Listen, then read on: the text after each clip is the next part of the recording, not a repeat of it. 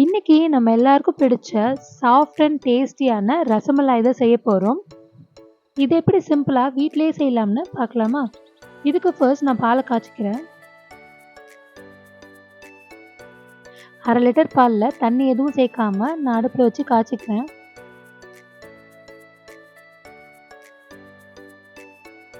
பால் நல்லா சூடாகி கொதி வரத்துக்கு கொஞ்சம் முன்னாடி நான் 1 tablespoon lemon juice add பண்ணிக்கிறேன். பாருங்க, பால் நல்லா திரிஞ்சு தனித்தனியாக வந்துருச்சு. இப்போ இதை ஒரு நல்ல காட்டன் கிளாத்தில் வடிகட்டிக்கலாம்.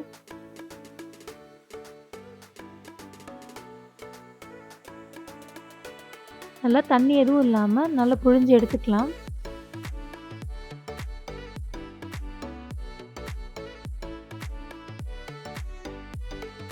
இப்போ இதை நல்லா சாஃப்டாக நீட் பண்ணி எடுத்துக்கோங்க.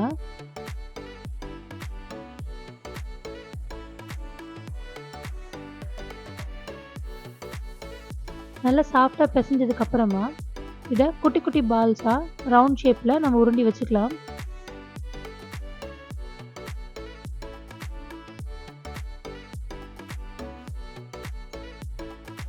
இப்போ ஜீரா ரெடி பண்ணிக்கலாம்.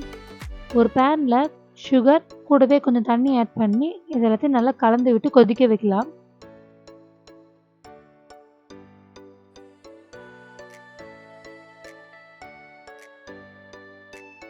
ஜீரா நல்லா கொதிச்சு வரும்போது நம்ம ஆல்ரெடி ரெடி பண்ணி வச்சிருக்க இந்த ரசமலாயை உள்ள போட்டுடலாம்.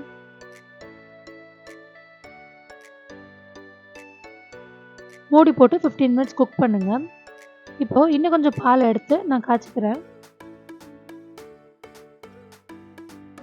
பால் நல்லா கொதிச்சதுக்கப்புறம் இதில் கொஞ்சமாக சாஃப்ரான் மில்க், பவுடர் பண்ண சுகரில் கொஞ்சமாக ஏலக்காய் போட்டு வச்சுருக்கேன். இது எல்லாத்தையும் போட்டு நல்லா கலந்துக்கலாம்.